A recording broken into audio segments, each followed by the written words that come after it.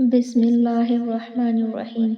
السلام علیکم پیاری بہنوں، آج میں آپ کو بتاؤں گی وہ کون سے 3 لوگ ہیں جن کی نہ نماز قبول ہوتی ہے نہ ہی نیکیاں۔ ارشاد نبی صلی اللہ علیہ وسلم ہے، حضرت ابو ہریرہ رضی اللہ عنہ سے روایت ہے کہ آپ صلی اللہ علیہ وسلم نے فرمایا، 3 لوگوں کی نہ نماز قبول ہوتی ہے اور نہ کوئی نیکی اوپر چڑھتی ہے۔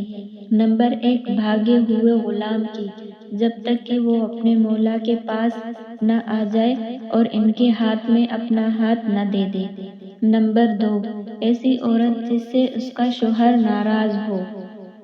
نمبر 3، اور مست شرابی کہ جب تک شراب کا اثر پوری طرح ختم نہ ہو جائے۔ اس حدیث کے فائدے میں لکھتے ہیں کہ مرد عورت پر نگراں ہے اور عورت اس کے ماتحت ہے۔ خدا کے بعد عورت کے لیے شوہر ہی ہے۔ والدین کے حق پر شوہر کا حق غالب ہو گیا ہے۔ اگر مذہب میں کسی کو سجدہ تعظیمی کی اجازت ہوتی تو عورت کو ہوتی کہ وہ اپنے شوہر کو سجدہ کرے۔ حدیث پاک میں ہے، عورت کے لیے اس کا شوہر جنت یا جہنم ہے، کہ اگر اس کے حق کو ادا کرے گی تو عورت جنت پائے گی۔ جس کا اتنا بڑا حق ہو، بھلا اسے ناراض کیسے چھوڑا جا سکتا ہے؟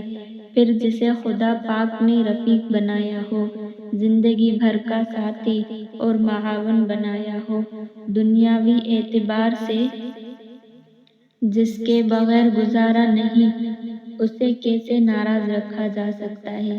اس لیے اگر وہ کسی وجہ سے ناراض ہو جائے، چاہے غلطی اسی کی کیوں نہ ہو، تو اسے یوں نہیں چھوڑ دیا جائے بلکہ اسے خوش کرنے کی کوشش کی جائے۔